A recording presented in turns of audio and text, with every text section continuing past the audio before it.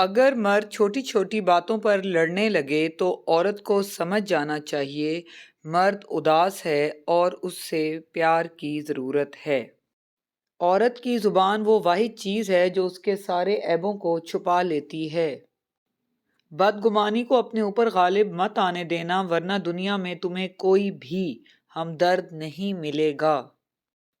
ہر شخص کو اس کے ہنر اور جوہر کے مطابق جگہ دینا۔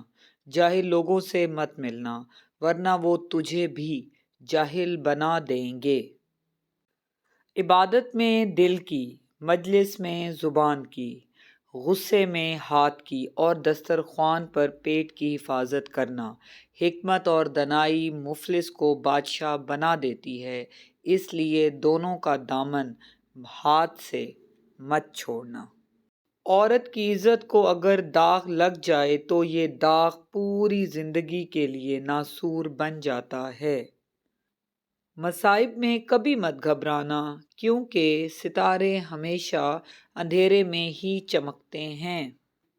جوانی میں ادب سیکھ لو گے تو جوانی میں فائدہ اٹھاؤ گے۔ خود غذا کھانے سے پہلے اپنے جانور کو چارہ ڈالنا۔ اگر کھانا کھانے سے پہلے صدقہ دے سکو تو یہ کام بھی ضرور کرنا۔